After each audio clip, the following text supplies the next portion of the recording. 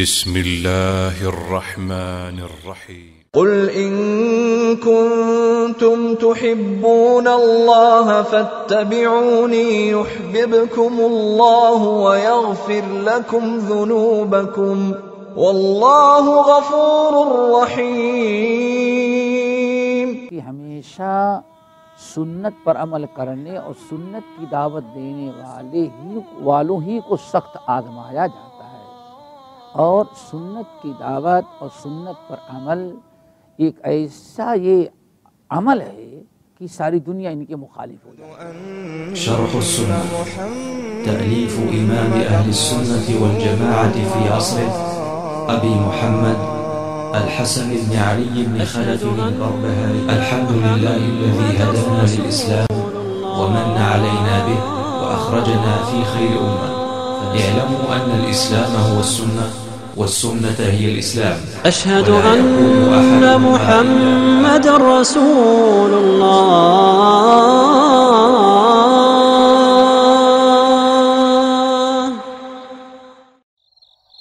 دیکھ رہے آدھا گھنٹہ دیکھ رہے نا، ہاں اشارہ کر دینا. چلو بسم اللہ. ان الحمد لله نحمده ونستعينه ونستغفره ونعوذ بالله من شرور انفسنا ومن سيئات اعمالنا. من يهده الله فلا مضل له ومن يضلله فلا هادي له، واشهد ان لا اله الا الله واشهد ان محمدا عبده ورسوله. يا ايها الذين امنوا اتقوا الله حق تقاته ولا تموتن الا وانتم مسلمون. يا ايها الناس اتقوا ربكم الذي خلقكم من نفس واحده وخلق منها زوجها وبث منهما رجالا كثيرا ونساء واتقوا الله الذي تساءلون به والأرحام إن الله كان عليكم رقيبا. يا أيها الذين آمنوا اتقوا الله وقولوا قولا سديدا يصلح لكم أعمالكم ويغفر لكم ذنوبكم ومن يطع الله ورسوله فقد فاز فوزا عظيما. أما بعد فإن خير الحديث كتاب الله وخير الهدي هدي محمد صلى الله عليه وسلم وشر الأمور محدثاتها وكل محدثة بدعة وكل بدعة ضلالة وكل ضلالة في النار. محترم سامعین، دینی بھائی اور بہنوں، پچھلی نشست میں بربہاری رحمۃ اللہ علیہ کی کتاب شرح السنہ پر کی شرح میں جو گفتگو چل رہی تھی اس چیپٹر نمبر 156 پر کہ امام بربہاری رحمۃ اللہ علیہ کہتے ہیں جہاں متشابہ آیات اور حدیث آ جائیں وہاں ہاتھ روک لو، بس وہیں تم ٹھہر جاؤ. اگر نہیں سمجھ میں آ رہا ہے تو کسی عالم سے پوچھ لو اور اپنے سے حجت بازی اور اس کو کریدنا اور اہل بدعت کی طرف رجوع نہ کرو. اسی میں ایمان کی، اسلام کی، دین، تقوی، پرہیزگاری اور صراط مستقیم کی سلامتی ہے. اور اس سے اور یہ بھی میں نے بتایا کہ اللہ تعالیٰ نے قرآن میں 2 قسم کی آیات نازل کی ہیں. کچھ تو اکثر تو محکمات ہیں، کچھ متشابہات ہیں. جو صحیح العقیدہ ایمان والے ہیں، مخلصین، موحدین، مؤمنین، وہ تو دونوں کو اللہ تعالیٰ کے کتاب کی آیت سمجھتے ہیں اور کہتے ہیں ہم ہر ایک پر ایمان رکھتے ہیں. متشابہات اللہ کے حوالے کر دیتے ہیں اور محکمات پر عمل کرتے ہیں. لیکن جن کے دلوں میں کجی ہے، اما الذین فی قلوبہم زیغ فیتبعون ما تشابہ منہ ابتغاء الفتنہ وابتغاء تأویلہ، لیکن جن کے دلوں میں کجی ہے، بدعت ہے، فساد ہے، وہ ہمیشہ پورے قرآن کی محکمات آیات کو چھوڑ کر کے صرف متشابہات کے پیچھے پڑ جاتے ہیں اور اسی کے اندر قریدتے ہیں اور وہی لوگوں کو بیان کرتے ہیں. اللہ نے فرمایا صرف فتنہ مقصد ہوتا ہے اور فتنہ پھیلانے کے علاوہ کوئی ان کا مقصد نہیں ہوتا.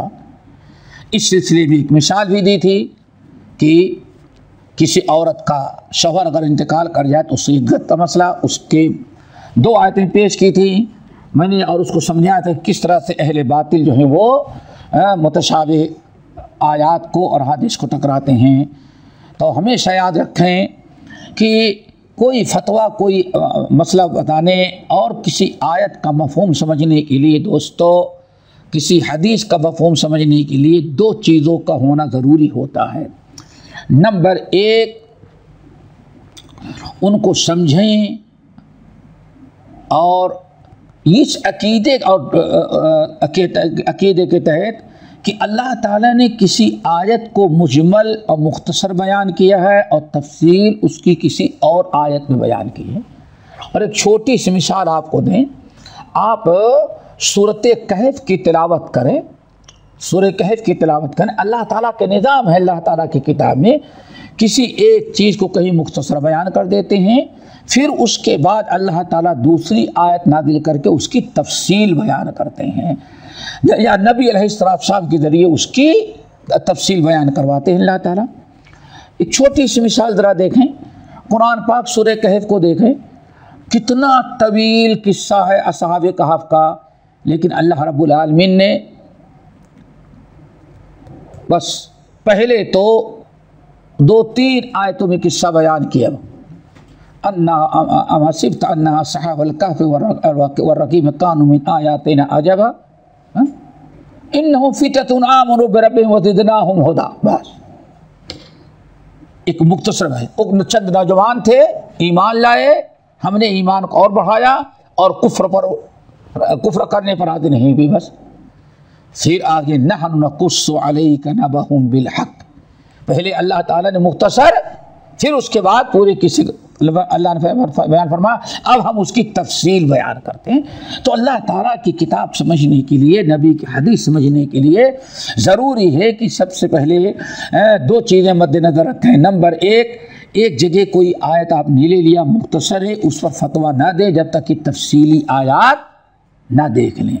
نمبر 2، اللہ تعالیٰ نے آخری نبی محمد صلی اللہ علیہ وسلم کو اسی لیے بھیجا کہ کوئی آیت مجمل ہے تو اس کی لِتُبَيِّنَ لِلنَّاسِ مَا نُزِّلَ إِلَيْهِمْ، اے نبی ہم نے اس لیے آپ کو بھیجا ہے کہ کتاب کا جو حصہ مجمل ہے آپ اس کی تفصیل لوگوں کو بیان کر دیں، حدیث کی طرف جانا چاہیے۔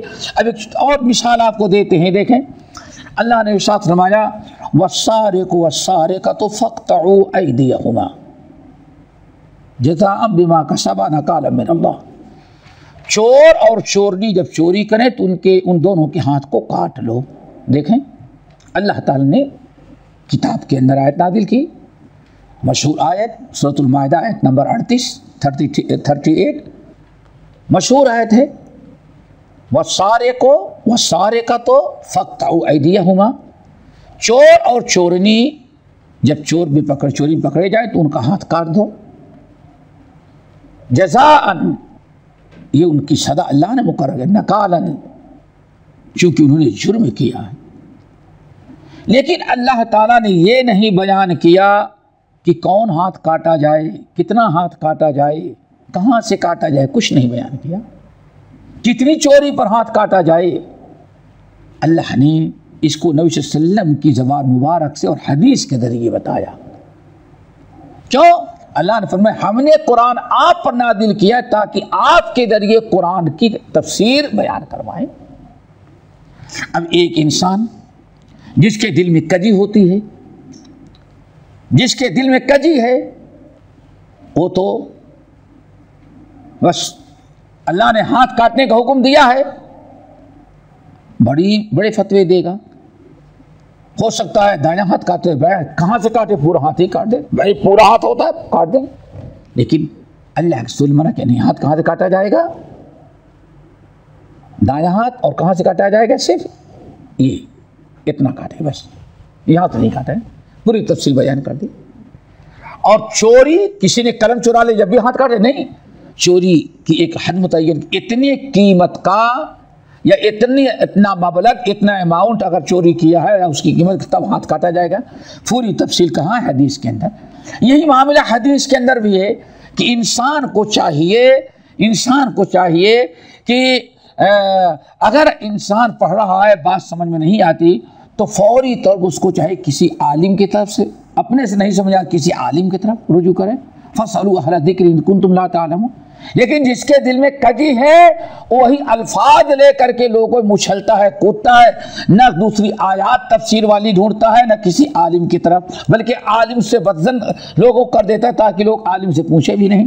تو یہ گمراہی کا بہت بڑا سبب بنتا ہے. ایک حدیث کی مثال دے. نبی البخاری و مسلم کی روایت، نبی علیہ السلام نے ارشاد فرمایا لا ترجعوا بعدی کفارا یضرب بعضکم رقاب بعض. میری بات تم لوگ کافر نہیں بن جاتا کہ ایک دوسرے کی گردنیں مارنے لگو. اللہ ہوگا. دیکھیں یہاں کفارن کا لفظ ہے. کس کا لفظ ہے؟ کفارن کا لفظ ہے. لا ترجعوا بعدی کفارا، میرے بات تم کافر نہیں بن جانا کہ ایک دوسرے کی گردن مارنے لگو. ایک انسان جیسے اہل بدع ہیں، ان کا ایک گروہ یہی کہتا ہے دیکھو اللہ کے رسول نے بیان کیا کہ آدمی اگر قاتل ہے تو کیا بن گیا؟ وہ کافر. لا ترجعوا بعدی کفارا، میرے بعد تم کافر نہیں بن جانا کہ کافر بن کر کے ایک دوسرے کی گردن مارنے لگو. ایک دوسرے کی گردن مارو گے تو کافر بن جاؤ گے. دیکھیں اس کو لے لیا. اور یہی خوارج کو مغالطہ ہوا تھا. اہل بدع جو تھے، اللہ رب العالمین نے قرآن پاک کے اندر اب اس حدیث کو اللہ رسول کے فرمانے کا کیا مطلب ہے دوسری حدیث اور قرآنی آیات کی روشنی میں سمجھنا چاہیے. مثلا قصاص والی آیت جہاں یا ایھا الذین آمنوا کتب علیکم القصاص فی القتلى الحر بالحر والعبد بالعبد والانثى بالانثى فمن عفی له شیء له من اخیہ شیء. آپ برا پڑھ جانے. اللہ نے فرمایا اے ایمان والو تمہارے اوپر قصاص فرض کرا دیا ہے. تمہارے اوپر اگر تم میں سے کسی نے کسی کو قتل کیا تو مقتول کے بدلے قاتل کو بھی قتل کیا جائے گا.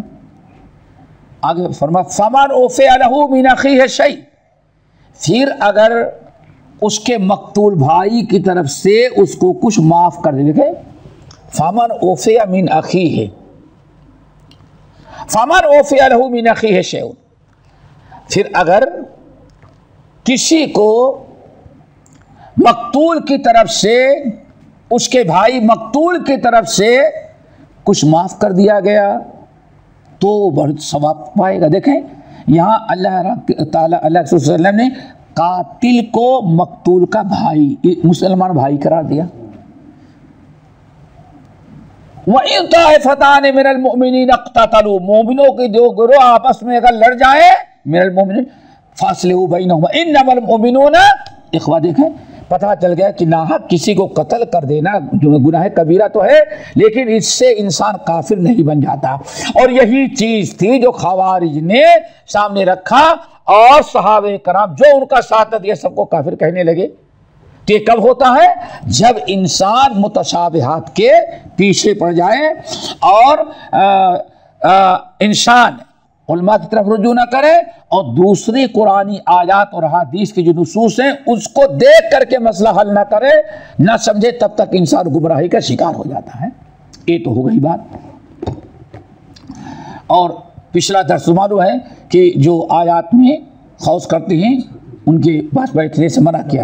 چلو اگلا چیپٹر آیت نمبر 157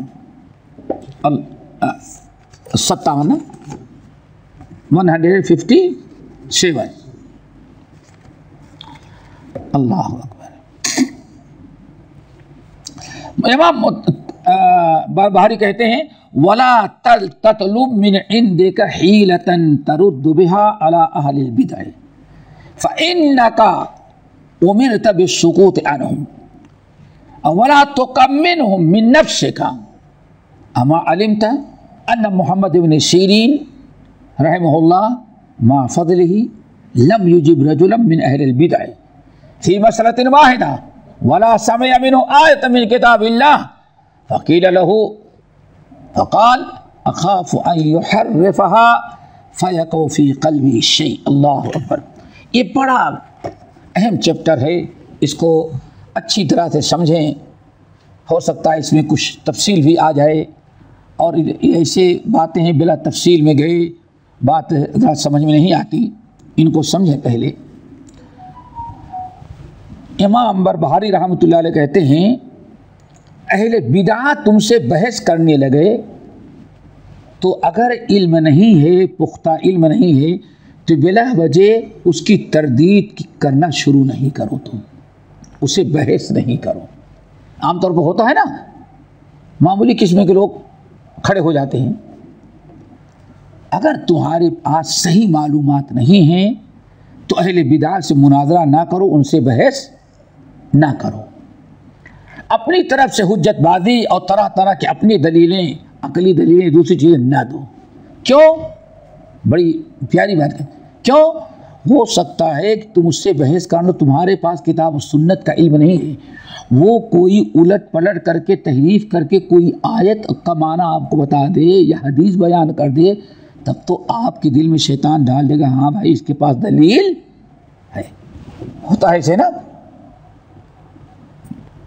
اس لیے امام بربہاری کہتے ہیں ایسے لوگوں کے پاس بلا جب تک علم نہیں ہے ان سے حجت بازی نہ کرو، علماء سے جا کر کے پوچھو، علماء سے بتاؤ ان کو۔ اور یہاں امام محمد ابن سیری کا حوالہ دیا۔ امام محمد ابن سیری رحمۃ اللہ علیہ کے 2-3 اقوال ہم آپ لوگوں کو سناتے ہیں۔ محمد ابن سیری رحمۃ اللہ علیہ الحمدللہ یہ کوئی معمولی آدمی نہیں ہے، یہ تابعین میں سے ہیں، صحابہ کے شاگردوں میں سے ہیں۔ حضرت انس رضی اللہ تعالیٰ عنہ سے بہت ہی زیادہ ان کے گہرے تعلق تھے، کیوں ان کے والد جو سیرین تھے وہ خود ان کے آزاد کردہ وہ غلام تھے، اس لیے بہت ہی زیادہ ان کا تعلق ان سے تھا، اور صحابہ کرام کی ایک بڑی جماعت سے یہ تعلق رکھتے تھے، شاگرد اختیار کی۔ بڑی پیاری بات کہتے ہیں دوستو، اس کو سن لو۔ کہتے ہیں کہ ان اہل الاہواء اسرع الناس ردة وان هذه الآية نزلت فيهم واذا رأيت الذين يخوضون في آياتنا فأعرض عنهم حتى يخوضوا في حديث غيره۔ اللہ اکبر۔ دیکھو اللہ تعالیٰ نے اپنے نبی کو حکم دیا اور نبی کے ذریعے صحابہ کو، پھر صحابہ کے ذریعے تابعین تک بات پہنچے۔ امام سیرین رحمۃ اللہ علیہ کہتے ہیں، اور یہ چیز یاد رکھیں آج بھی دیکھیں گے، کہتے ہیں ان اہل الاہواء اسرع الناس ردة، اہل بدعت ہی سب سے زیادہ مرتد ہونے والے ہوتے ہیں۔ اہل بدعت بہت بڑی بات کہی، کہتے ہیں اہل الاہواء اسرع الناس ردة، یعنی بالکل بے دینی کے راہ پر سب سے زیادہ جانے والے لوگ، سب سے زیادہ مرتد ہونے والے لوگ، اپنے آپ کو مرتد کہیں یا نہ کہیں، لیکن اہل علم کی نظر میں مرتد کون ہوتے ہیں؟ وہی لوگ جو اہل بدعہ ہوتے ہیں، نفس پرست جو ہوتے ہیں۔ دوستو اس پر ذرا غور کریں۔ آج ایک بہت ہے بھائی، ہم سب کی بات سنتے ہیں، ہمارا نفس، ہمارا دل جس پر مطمئن ہوتا ہے اس کو کر لیتے ہیں۔ یہ بڑی عجیب سی چیز ہے، اسی کو سمجھے پہلے۔ کہتے ہیں اسرع الناس ردة اہل الاہواء، اہل بدعہ، نفس پرست، یہی لوگ سب سے زیادہ مرتد ہوتے ہیں، اور انہی کے بارے میں اللہ تعالیٰ نے آیت نازل کی ہے وَإِذَا رَأَيْتَ الَّذِينَ يَخُوضُونَ فِي آيَاتِنَا فَأَعْرِضْ عَنْهُمْ حَتَّى يَخُوضُوا فِي حَدِيثٍ غَيْرِهِ۔ اللہ اکبر۔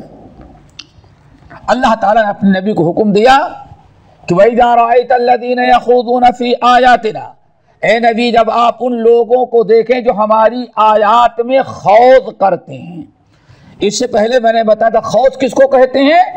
پانی میں ڈوب کر کے پانی کے اندر آدمی جو ڈبکی لگاتا ہے، کچھ ڈھونڈتا ہے، اس کو کہا جاتا ہے خوض۔ اللہ اکبر۔ اللہ تعالیٰ کی آیات میں خوض کرنا کیا ہے؟ اپنی جھوٹی اپنی بدعات کی غلط دلیلیں ڈھونڈنے کے لیے اس میں اتنا گھستے ہیں کہ کون سا لفظ پکڑیں جس سے اپنے جھوٹا معنی بیان کر کے اپنی بدعت کو حق ثابت کریں. اللہ اکبر.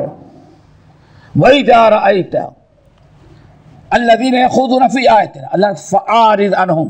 ہمارے نبی آپ ان سے اعراض کر لیں، ان کے ساتھ نہ بیٹھیں. ایسی مجلس میں جانے سے نبی علیہ السلام نے منع کر، اللہ نے اپنے نبی کو منع کیا. وَإِذَا رَأَيْتَ الَّذِينَ يَخُوضُونَ فِي آيَاتِنَا فَأَعْرِضْ عَنْهُمْ. آپ ان سے کنارے ہو جائیں، دور ہو جائیں. کب تک آپ ان سے بات نہ کریں؟ حَتَّى يَخُوضُوا فِي حَدِيثٍ غَيْرِهِ، جب تک کہ کسی اور موضوع پر بات کرنے کے لیے تیار نہ ہو جائے. وہ اس آیت پر غور کریں کہ جو اہل بدعات جو ہیں اپنی بدعات کی دلیلیں جو قرآنی آیات سے ڈھونڈ کر کے تحریف کر کے تبدیل کر کے لفظی تحریف معنوی تحریف کر کے جو دلائل پیش کرتے ہیں، کتنے بدترین لوگ ہیں، کتنی بدترین مجلس ہوتی ہے. اللہ تعالیٰ نے اپنے نبی کو، صحابہ کو، قیامت تک آنے والے مسلمانوں کو ایسی لوگوں کی مجلس میں بیٹھنے سے اللہ تعالیٰ نے منع کیا. امام محمد ابن سیرین رحمۃ اللہ علیہ کہتے ہیں انہی لوگوں کو میں نے دیکھا، سب سے زیادہ جو مرتد ہوتے ہیں وہ یہی لوگ. کون؟ اہل بدعہ اور ان کی مجلسوں میں بیٹھنے والے. آج اس چیز کا اہتمام نہیں ہوتا. ایک قول اور ذرا سنیں، بہت ہی عجیب سی چیز ہے. بعض لوگوں نے امام محمد ابن سیرین رحمۃ اللہ علیہ سے کہا ما ترى في السماء في اهل الاهواء. اللہ اکبر. آپ کا کیا خیال ہے یہ اہل اہوا، اہل الاہوا جو اہل بدعت نفس پرست اہل بدعت جو ہیں، ان کی باتیں سننے سے اور ان کے بعد اٹھنے بیٹھنے کے بارے میں آپ کا کیا خیال ہے؟ یہ سوال کیا جا رہا ہے کس سے؟ امام ابن محمد ابن سیرین رحمۃ اللہ علیہ سے. ما ترى، آپ بتائیے، ما ترى في السماء من اہل الاہواء، اہل بدعہ اہل محدثات اور نفس پرستوں سے ان کی باتیں سننے، ان کی محفلوں میں جانے سے کے بارے میں آپ کا کیا خیال ہے؟ تو بڑا پیارا جواب دیا، لا تسمع منهم ولا کرامہ. خبردار ایسے لوگوں کی بات نہیں سننا، اور ولا کرامہ، اور اتنے تھرڈ کلاس کے وہ لوگ ہیں کہ ان کی مجلس میں شامل ہونا بھی تمہارے لیے مناسب نہیں ہے. کاش کہ آج بہت سارے نوجوان اس کو سمجھتے تو شاید ایسی حرکتیں نہ ہوتی جو آج بڑی تیزی سے لوگ اس طرح سے انحراف کی طرف چلے جاتے ہیں اور ساری زندگی گزر جاتی ہے، وہ دینی اپنی کوئی منزل متعین نہیں کر پاتے. ایک تیسرا قول بہت عجیب سا ہے، بتاتے ہیں آپ کو. امام محمد ابن سیرین کا بہت ہی عبرتناک واقعہ. امام عبداللہ ابن المبارک رحمۃ اللہ علیہ روایت کرتے ہیں، عبداللہ ابن مسلم المروزی انہی کے علاقے کے تھے، یعنی عبداللہ ابن مبارک رحمۃ اللہ علیہ کے ہم وطن تھے عبداللہ ابن مسلم المروزی، مرو کے رہنے والے تھے. امام عبداللہ ابن مبارک رحمۃ اللہ علیہ کہتے ہیں عبداللہ بن مسلم المروزی نے بتایا کہ میں عام طور پر اہل سنہ اہل الحدیث کی مجلس میں جاتا تھا، خصوصاً محمد ابن سیرین رحمۃ اللہ علیہ کی مجلس میں جاتا، بیٹھتا، حدیثیں سنتا، ان کی فقہ سیکھتا، دین کی معلومات وہاں سے لیتا، وہیں اٹھنا بیٹھنا تھا. ایک عرصے تک گیا. بہت عبرتناک واقعہ ہے. ایک عرصے تک گیا تو میں نے کہا کہ ان سے تو بہت علم حاصل کر چکے ہیں، یہ جو کچھ لوگ اور بیٹھتے ہیں ان کے ہاں چلتے ہیں۔ اللہ اکبر! اور وہ تھے اہل بدعہ۔ یہ سوچ کر کے کہ ہم نے تو بہت دین سے چلتے ہیں، دیکھتے ہیں، ان کے بعد بیٹھتے ہیں، آخر وہ بھی تو علم ہی کی باتیں کرتے ہیں، کچھ نہ کچھ تو ہے اہل بدعہ، لیکن کچھ تو وہ بھی اچھی باتیں کرتے ہوں گے۔ اور آج کی اصطلاح میں کیا، چلو جو اچھی ہوگی لے لیں گے، جو غلط ہوگی چھوڑ دیں گے۔ یہ سوچ کر کہتے ہیں ان کے ہاں ہم نے بیٹھنا شروع کیا۔ چند دن بیٹھا میں وہاں، اور فرقہ کیا، عباضیہ فرقہ، عباضیہ جو مسقط میں عباضیہ فرقہ، وہاں بیٹھے۔ چند دن بیٹھا تو ایک دن ان کے مجلس اٹھا، رات کو آ کے سو جا تو دیکھا میں خواب دیکھ رہا ہوں کہ وہ لوگ نبی علیہ السلام کا جنازہ کندھے پر اٹھائے، چارپائی پر رکھے، لے کر کے قبرستان کی طرف جا رہے ہیں۔ میں نے پوچھا کیا ہوا؟ تو لوگوں نے کہا کہ یہ نبی علیہ السلام کا جنازہ ہے، دفنانے جا رہے ہیں۔ امام عبداللہ بن مسلم المروزی رحمۃ اللہ کہتے میرے تو رونگٹے کھڑے ہو گئے، کہتے نیند کھلی۔ پھر محمد ابن سیرین رحمۃ اللہ علیہ تھے، ان کے پاس بڑا علم تھا معبر خواب کا، تعبیر خواب کی بڑی تعبیر بتاتے تھے، امام تھے پورے، یہ مشہور ہیں معبر خواب۔ ان کے پاس آئے، چونکہ اس علاقے کے ہی سب سے بڑے تھے، ان کے پاس آئے تو میں نے کہا حضرت میں نے آج ایسا خواب دیکھا، ایک عرصے سے آپ کے ہاں آنا بند کر دیا تھا، ان کے ہاں جاتا تھا، بازیوں کے ہاں بیٹھتا تھا کہ چلو کچھ وہاں بیٹھتے ہیں، قریب میں ہمارے تھے، اور کچھ تو بھی دین کی باتیں کرتے ہوں گے۔ کہتے ہیں گئے، ایک عرصے تک گئے اور آج یہ خواب دیکھا ہے۔ تو امام محمد کیا اس کی خواب کی تعبیر ہوگی، اس کی تعبیر کیا ہو سکتی ہے؟ کمال کا کیا ہوا؟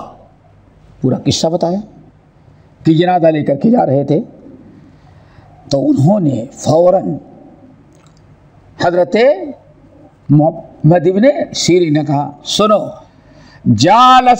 خواب کی تعبیر ہے، جالست اقواما یریدون ان یدفنوا ما جاء به النبی صلی اللہ علیہ وسلم۔ اللہ اکبر! نبی کو دفنانے نہیں جا رہے تھے۔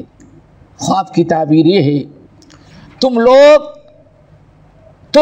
آج کل ایسے لوگوں کی مجلس میں جاتے ہو دین کے نام پر کہ دینی مجلس ہے، وہ دینی مجلس نہیں ہے، وہ جو تم نے دیکھا کہ نبی کا جنازہ لے کے دفنانے کے لیے جا رہے ہیں، اس کی تعبیر ہے کہ وہ گروہ نبی کی لائی ہوئی دین اور شریعت کو دفنا کر کے اپنی بدعات کو عام کرنا چاہتا ہے۔ دیکھا آپ نے کتنی بدترین چیز ہے دوستو۔ اسی لیے ہمیں امام بربہاری رحمۃ اللہ علیہ کے اس چیپٹر کو ذرا اچھی طرح سے سمجھیں۔ کہتے کیا ہے؟ لا تطلب من عندك حیلتا ترد بها على اہل البدع، اہل بدعات کو رد کرنے کے لیے تمہارے پاس علم نہیں ہے تو بلا وجہ بلا دلیل ان سے بحث نہیں کرنا، ان سے حجت بازی نہیں کرنا۔ فإنك أمرت بالسكوت عنهم، چونکہ اسلام نے تم کو تعلیم دی ہے، علم نہیں ہے تو کیا رہو وہاں سے خاموش۔ ولا تقف ما ليس لك به علم ان السمع، بغیر علم کی بات نہ کرو۔ فاسألوا اہل الذکر ان کنتم لا تعلمون۔ ٹھیک ہے وہ بدعتی ہے، لیکن تم اس سے بحث نہ کرو، اس سے لڑو نہیں۔ ابھی کیوں؟ تمہارے پاس علم نہیں ہے۔ اور اہل بدعات طرح طرح کی چھوٹی دلیلیں اتنا کتاب و سنت سے گڑھ کر کے تیار کے رہتے ہیں، ہو سکتا ہے تم لاجواب ہو جاؤ، تمہارا دل خراب ہو جائے، تمہارے دل میں کوئی شیطان بات ڈال دے ان کی، تو تم اپنے عقیدے سے ہاتھ دھل لو گے۔ اس لیے کہتے ہیں فَإِنَّكَ أُمِرْتَ بِالسُّكُوتِ عَنْهُمْ، تمہارے پاس علم نہیں ہے تو تم کو خاموش رہنے کا حکم دیا ہے۔ वला तुमक्किनहुम मिन नफ्सिका, और उनकी मजलिसों में जा करके उनसे बहस, उनसे मुनाजरा करके, बगैर इल्म के बहस मुबाहसा मुनाजरा करके अपने आप को उनके हवाले कर दो। तुम्हें तरह तरह से झूठी दलीलें से कायल करें, कभी ऐसे हरकत न करना। अमा अलिम था, क्या तुम्हें मालूम नहीं है कि अन्ना मोहम्मद इब्न सीरीन, भाई बात ना, इन्हीं लिए मैंने इनका अक़वाल पेश किया। अन्ना मोहम्मद इब्न सीरीन रहमहुल्लाह मा फज़लिही, इतनी फजीलतें, इतना इल्म रखने के बावजूद मोहम्मद इब्न सीरीन जो सहाबा के शागिर्द थे, अहले बिदात का एक शख्स आया, इतराज करने लगा, तो उसके एक मसले का भी जवाब नहीं दिया। उल्टा पलटा सवाल है बिदात, ये ऐसा क्यों नहीं हो सकता, ऐसा क्यों नहीं हो सकता। तो इमाम मोहम्मद इब्न सीरीन रहमतुल्लाह अलैह ने उससे बहस ही नहीं की, एक सवाल का जवाब भी नहीं दिया। जब वो चला गया, जवाब भी नहीं दिया, उसकी बात ही नहीं सुनी। नहीं तू अपनी बात अपने पास रखो, हमसे बात ना करो, बात करने का चांस ही नहीं दिया। जब वो चला गया और वो क्या करता था, देखे कुरान की आयत है ना, वही झूठी, जिस अहले बिदात के बारे में एक आयत ले लेंगे, दूसरी वो छोड़ देंगे। फकील लहू, जब वो चला गया तो लोगों ने इमाम मोहम्मद इब्न सीरीन से कहा, हजरत वो आपसे सवाल कर रहा था, आपने उसको जवाब क्यों नहीं दिया। अल्लाह अकबर। इमाम इब्न सीरीन कहते अखाफ अन युहर्रिफहा, मुझे इस बात का डर लगता है कि वो अपनी अकल से कुरानी आयात की तहरीफ करे, नबी सल्लम की सुन्नत का गलत माना बयान करे, और शैतान मेरे दिल में उसकी बात को कहीं डाल दे। तो मैं इसलिए उसका जवाब नहीं दिया, उससे बात नहीं की, ताकि हमारा दीन और ईमान कहीं ख़राब ना हो जाए। अल्लाह अकबर। ज़रा सोचे, इतने बड़े लोग अहले बिदात से तरदीद करते, लेकिन बहस मुबाहसा और मुनाजरे के वक्त फ़ौरन क्या कर लेते थे कि किनारा कशी इख्तियार कर लेते कि बिला वजह बिला इल्म के और ऐसे लोगों की मुँह लगना। और वाकई देखें, जब आदमी बैठता है तो कुछ न कुछ असर, इतना भाई ठीक है, आखिर उसके पास जो दलीलें हैं, और वहीं से आदमी अब हक के बारे में शक शुबहा करने लगता है। अल्लाह ताला इससे हम तमाम साथियों को बचाए। इसलिए हमेशा बगैर इल्म के गैरों की मजलिस में जाना, गैरों से हुज्जतबाजी करना, गैरों से बहस करना, शरान इसकी इजाज़त नहीं देता। वला तख्फ़ु मा लैसा लका बिही इल्म, जिस चीज़ का इल्म नहीं उसके पीछे तुम नहीं पढ़ो। अल्लाह ताला हम सबको मिल के तौफीक नसीब फरमाए। मोहम्मद इब्न सीरीन रहमतुल्लाह अलैह की इन अक़वाल को दराजात रखें और सोचें कि किस तरह से अहले बिदात की बिदात ख़तरनाक होती है और किस तरह से शरायत करती है। इसीलिए से किताबुल्लाह सुन्नत रसूल ने अहले बिदात के पास उठने बैठने से भी हमें मना किया है। बस नहीं, अगला हो जाएगा, अभी ऐसे बातें आती रहेगी, अगले में से इंशाअल्लाह। हमारे चैनल को सब्सक्राइब कीजिए और बेल आइकन को दबाना ना भूलिए, ताकि आपको नई वीडियो बराबर मिलती रहे।